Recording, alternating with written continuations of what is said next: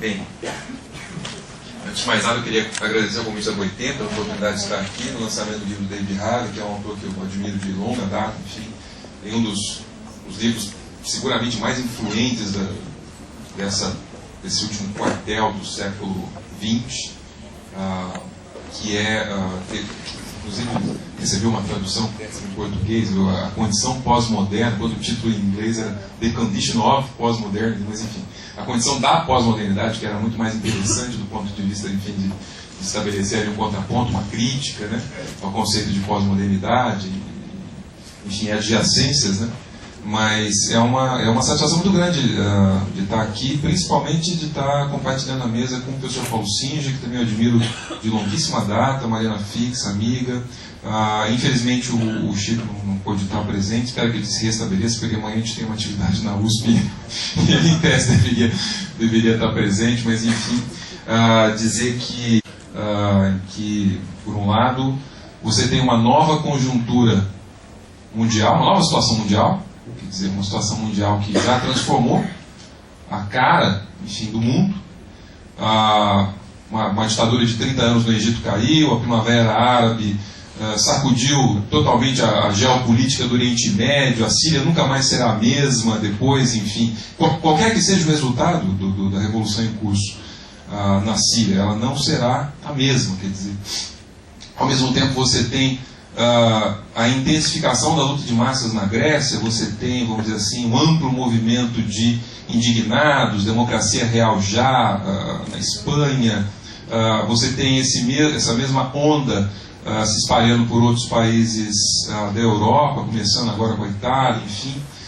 Você teve aqueles riots na Inglaterra, enfim, Londres, todas essas manifestações mais ou menos orgânicas ou articuladas de um único ou de um grande processo, né?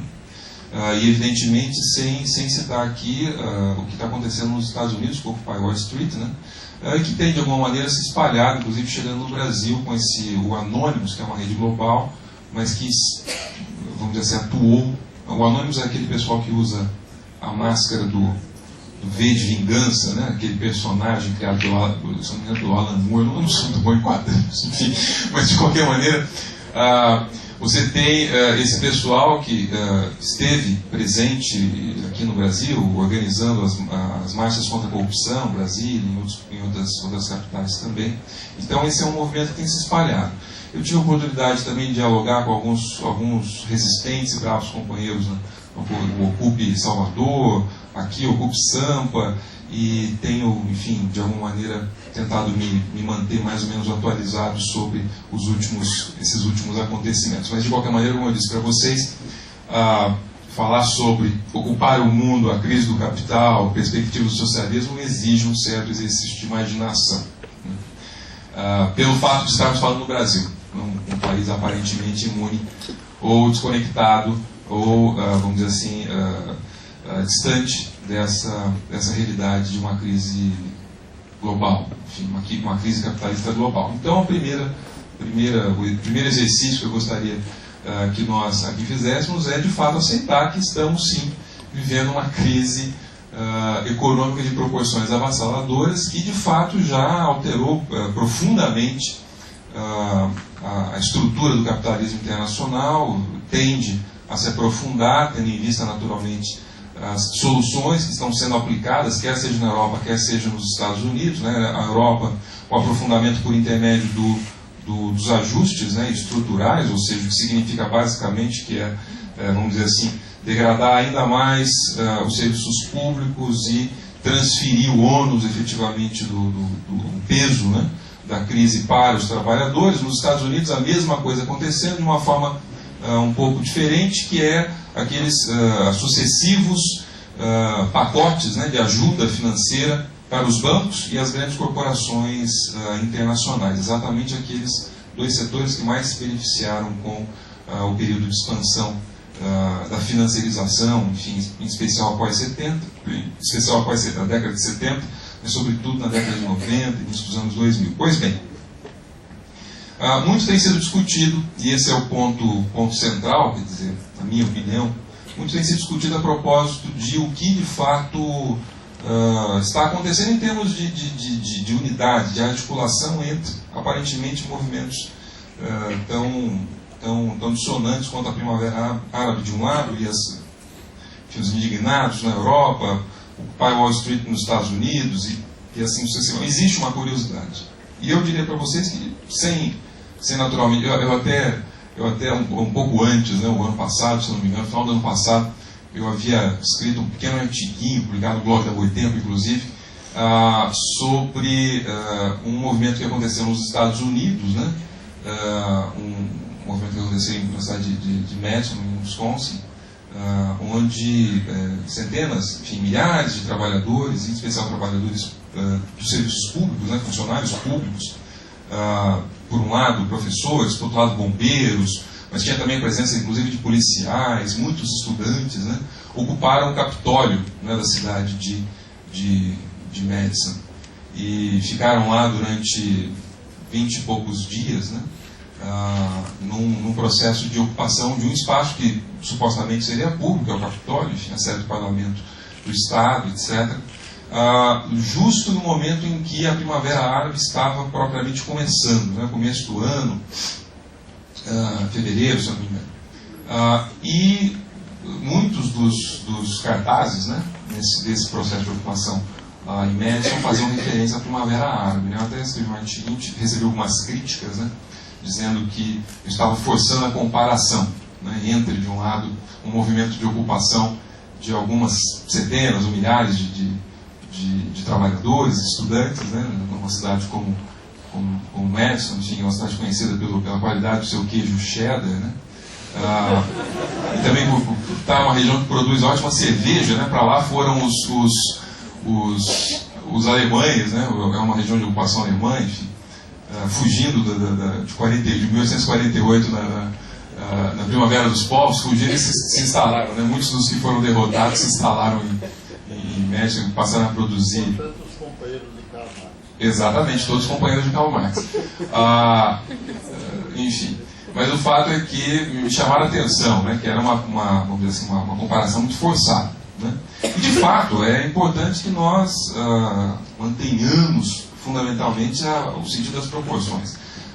Por um lado, a Primavera Árabe é um movimento, vamos dizer assim, que luta contra ditaduras sanguinárias, tem sido barbaramente reprimido, quer dizer, foram milhares de mortos. Se você somar Líbia, Egito, Síria, evidentemente não é isso o caso, a despeito da violência que tem sido praticada contra os manifestantes nos Estados Unidos em especial, não é esse o caso, até o momento, pelo menos, ao que tudo indica não será, da Europa e dos Estados Unidos. Então é importante manter esse sentido das proporções. Por outro lado, não é aleatório, quer dizer, essa concordância entre esses movimentos, vamos dizer assim, esse conjunto articulado, não é isso, de fenômenos que tem acontecido no ano de 2011, enfim, não é acidental. E eu gostaria de explorar um pouco essa ideia, né? Ou seja, quais são os pontos convergentes, os pontos comuns, mais ou menos similares, né, que é possível identificar esses diferentes movimentos, né, Europa, Estados Unidos, Primavera Árabe, Oriente Médio. Né? Eu diria para vocês que o ponto comum mais importante, né, a questão efetivamente do qual se trata esses movimentos, diz respeito ao desenvolvimento e à formação, enfim, de um estrato social, uma camada social, que cresceu muito com o advento do neoliberalismo, quer dizer. E essa camada social, eu diria para vocês, é formada por um jovem precariado globalizado. Essa expressão precariado, na verdade, eu estou tomando de empréstimo do Robert Castel, né, mas tem sido utilizado por vários autores, e diz respeito basicamente àqueles setores, vamos dizer assim, das classes subalternas, que vamos dizer assim, se são formados, né, setores que são formados fundamentalmente por jovens à procura de um primeiro emprego, por um lado, né, e que num contexto, vamos dizer assim, de recessão econômica, de crise, enfrenta-se com a realidade do desemprego. Por outro lado, com trabalhadores, vamos dizer, informais ou ilegais em busca de acessar direitos sociais que também em situações, digamos, de crise econômica, né, se veem tolhidos dessas esperanças, vamos dizer assim, de progredir individualmente. E, finalmente, temos, por um lado, os desempregados, propriamente falando, né, e, por outro lado, aqueles setores, digamos, por um lado, né, e, por outro lado, aqueles setores que são setores não qualificados ou semi-qualificados, né, da força de trabalho, que faz parte do mercado formal, não consegue se inserir no mercado formal, mas que passam a se submeter propriamente a contratos, aquele processo de contratualização do trabalho, que impõe, vamos dizer assim, uma norma contratual profundamente marcada por essa vamos dizer, insegurança, não é isso? Por uma incerteza em relação ao futuro. Normalmente são contratos de curta duração, são contratos, vamos dizer assim, que tolhem, em grande medida, o acesso aos direitos sociais. Então, mesmo sendo propriamente formais, eles se submetem a uma alta rotatividade do trabalho e, consequentemente, essa incerteza em relação ao futuro, ela se transforma numa espécie de regra, né? O professor Paul Singer, por exemplo, tem num livro, foi publicado em 81, mas são textos da década de 70, né? O professor Paul Singer chama esse precariado de subproletariado, né? Que é uma expressão também que capta bastante bem o sentido, não é isso, desse segmento, desse grupo social, né? Essa fração propriamente de classe. E de fato você tem, depois de 30 anos de neoliberalismo, você tem, com o aprofundamento das desigualdades sociais e agora com o crescimento do desemprego, daí, na minha opinião, a conexão tão forte entre, por um lado, a crise econômica e os movimentos de protesto, né? Por quê? Porque esse setor que se expande e que se torna efetivamente um setor majoritário em algumas situações, não é isso? Em especial entre os desempregados jovens, né? Esse setor é largamente majoritário, vamos colocar nesses termos, né? Esse jovem precariado global, ele se enfrenta com uma situação de insegurança e ele olha efetivamente para os lados, não é isso? E, enfim, e olha para o mundo da política, né? Olha para os partidos políticos, olha para a maneira como o governo da economia está sendo gerido, olha para os seus, abre aspas, representantes, porque o próprio professor Paul Singer lembrou bastante bem, quer dizer, a social-democracia europeia se neoliberalizou. No caso dos Estados Unidos isso é muito claro, quer dizer, eles olham para o Obama, que foi, em grande medida, né, o depositário das esperanças desse jovem precariado global norte-americano há alguns anos atrás, né, e que se mostrou em todas as frentes uma enorme decepção.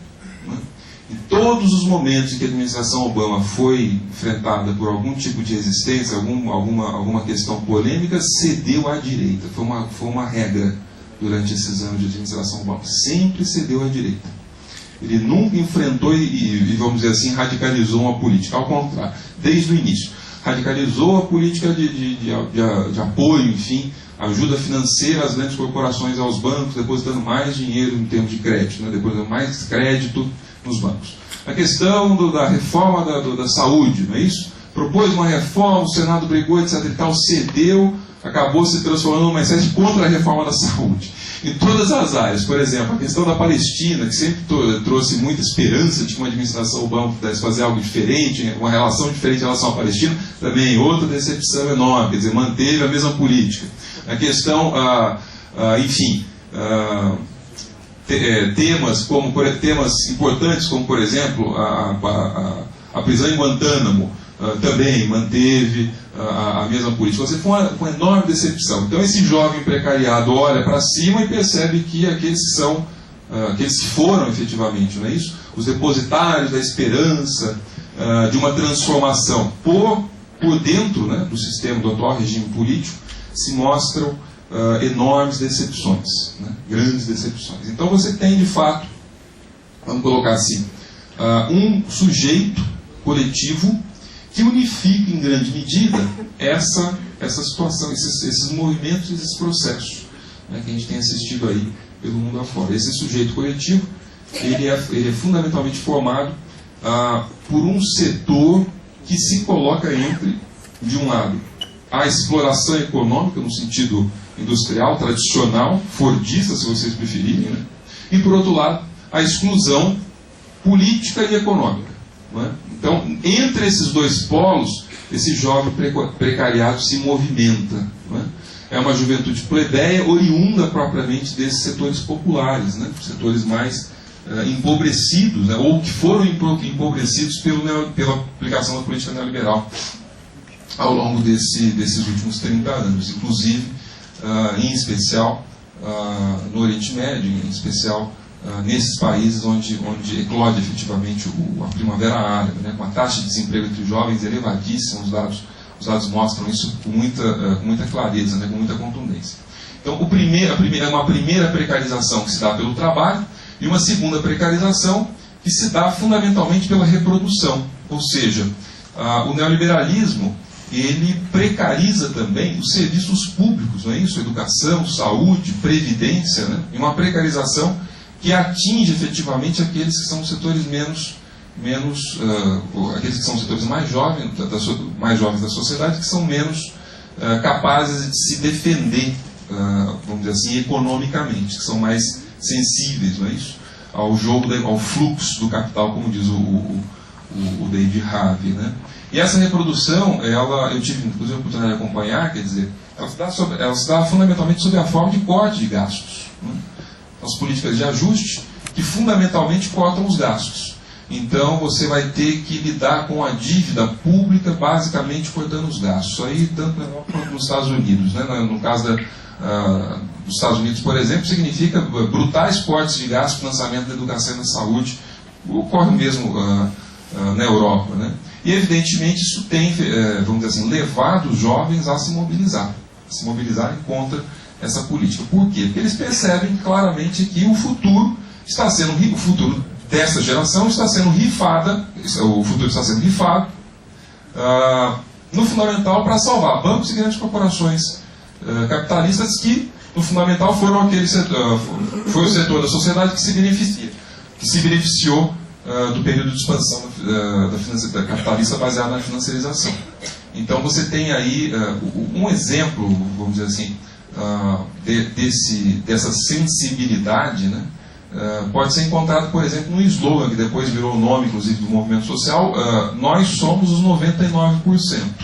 Ou seja, nós somos a imensa e esmagadora maioria da sociedade que efetivamente não se beneficiou daquele processo de crescimento e que agora está sendo convocada, essa parcela está sendo convocada para pagar a conta, digamos, da crise, né? Ou seja, então eu diria para vocês que esse é o primeiro ponto, né? A existência de um setor da sociedade, eu estou chamando aqui de precariado, que se expande ao longo desse ciclo de hegemonia neoliberal, e que, a partir de um determinado momento, em especial quando se aprofunda a crise econômica, percebe que os canais propriamente institucionais de participação da vida política não os favorecem. Esses canais não os favorecem. Eles estão sendo, ao contrário, bloqueados. Quer dizer, esses canais eles são verdadeiros obstáculos para que haja, de fato, uma manifestação contundente da sua, abre aspas, indignação, ou seja, da sua raiva contra essa situação, tal como ela se apresenta. Então, esse é o primeiro ponto. O segundo ponto que diferencia, isso é comum também nos Estados Unidos, Europa e Oriente Médio, enfim, Primavera Árabe, Egito, etc., é a utilização muito criativa das redes sociais. Eu não vou, evidentemente, me alongar, isso já foi amplamente discutido pela mídia, mas, inclusive, excessivamente debatido pela mídia, como se as redes sociais explicassem esses movimentos de contestação.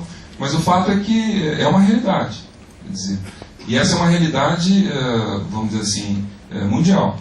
Enfim, os dados mostram com muita clareza que esses jovens têm feito, o que na verdade expressa, por um lado, um aprofundamento na socialização da informação, e por outro lado, vamos dizer assim, um certo aumento médio da escolaridade desses segmentos mais jovens, né? O que também é corroborado pelos dados, pelas informações. Quer dizer, é um setor mais instruído, né? Historicamente ele vai se instruindo mais, não é isso? isso acaba redundando nessa apropriação bastante criativa das redes sociais no sentido de organização, o que também dialoga com o espontaneísmo desses movimentos, né? Depois eu vou retomar esse ponto.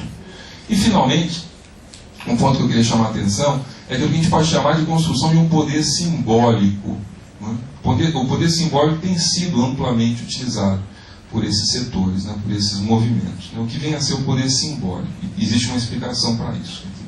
Na minha opinião, inclusive, isso é a manifestação não tanto da força, mas mais da fraqueza da atual situação política. Porém, o poder simbólico é algo que vale a pena, merece uma reflexão, né? A rigor, quer seja na Praça Tahrir, quer seja, enfim, na Porta do Sol, quer seja no Parque Zuccotti, em Nova York, enfim, o que tem se tornado muito patente nesses movimentos é a ocupação de espaços públicos. E essa ocupação de espaços públicos com um duplo sentido. Por um lado, a superação das suas debilidades organizativas, porque de fato são movimentos em grande medida espontâneos, mas por outro lado, uma tentativa de dialogar com públicos mais amplos, né? E atrair a atenção da mídia, vamos dizer assim, captar a atenção e engrossar suas fileiras, trazer mais gente. Quer dizer, Occupy Wall Street é um pouco a expressão disso, quer dizer, rapidamente se espalha pelos Estados Unidos, por outros países do mundo, enfim, tendo em vista, abre aspas, o seu exemplo, né? O exemplo que diz respeito basicamente a essa vantagem simbólica que um movimento, vamos dizer assim, de jovens ocupando espaço público de forma pacífica garante, não é isso? O poder simbólico ele tem essa característica, quer dizer, se você vai brigar com um adversário que tem o Estado, vamos dizer assim, que tem o mercado, as grandes corporações, os bancos, todos de um lado, né? E você é um jovem, vamos dizer assim, pobre, vindo da periferia, que não, vamos dizer assim, não tem grande acesso aos meios de comunicação, não tem nenhum acesso aos meios de comunicação de massa, quer dizer, como equilibrar esse jogo, que é um jogo profundamente desigual, né? Uma maneira que esses setores encontraram, esses movimentos encontraram, é a construção desse poder simbólico, ou seja, através vamos dizer, do caráter exemplar, da sua ação, né, da ação direta, que ganha uma repercussão bastante significativa, importante, né, repercute na mídia, né, atrai mais gente e acaba fazendo com que a opinião pública se incline na direção desses movimentos. Quer dizer, após 2 meses nos Estados Unidos, o nível assim, de apoio da opinião pública americana ao Occupy Wall Street continua no mesmo patamar do início. Quer dizer, então eles continuam se mantendo, né, segundo as últimas pesquisas de opinião. Então, essa dimensão me parece uma dimensão bastante importante. O que é, na verdade, a manifestação de uma certa fragilidade. Por quê? Porque o poder simbólico ele ocupa hoje uma certa centralidade, tendo em vista o declínio nos países de capitalismo avançado, né, Estados Unidos e Europa. Um declínio bastante acentuado das formas tradicionais de mobilização e luta dos trabalhadores. Quer dizer, então, quando você tem um momento de fragilidade dos sindicatos, quando você tem, por exemplo, um momento de fragilidade dos partidos políticos, né, operários, socialistas, no caso dos Estados Unidos, enfim, não existe partido operário socialista, né, mas quando você tem um momento de fragilidade dos partidos de esquerda, de uma maneira em geral, essas formas tradicionais de mobilização, por exemplo, greve, ocupações do espaço de trabalho, quer dizer, grandes manifestações, passeatas de massa nas ruas, quer dizer, quando você tem um momento de fragilidade onde esses movimentos não acontecem, é que a ocupação desses espaços públicos, a construção desse poder simbólico se mostra mais, digamos assim, mais urgente, vou colocar nesses termos, né? Fundamentalmente por quê? Porque a economia americana, tal como a economia europeia, ela declina. Quer dizer, a classe operária, no caso dos Estados Unidos, ela foi profundamente devastada durante os anos 80 e 90. No caso da Europa, a realidade é um pouco diferente, mas existe, de fato, um declínio político dos partidos socialistas, operários tradicionais, por uma série de fatores que depois a gente pode, inclusive, falar sobre isso. Mas o fato é que esse declínio acaba lançando esse, abre aspas, poder simbólico, que também dialoga com o poder logístico, que é a capacidade que os trabalhadores têm, vamos dizer assim, de bloquear o fluxo de capital. em grande medida isso acontece, vamos dizer assim, quando você ocupa espaços públicos, ou então bloqueia estradas, ou então faz greves de transportadoras e greves no caso dos Estados Unidos, isso é mais presente, com os Teamsters, né, que é um setor do sindicato americano um pouco mais avançado.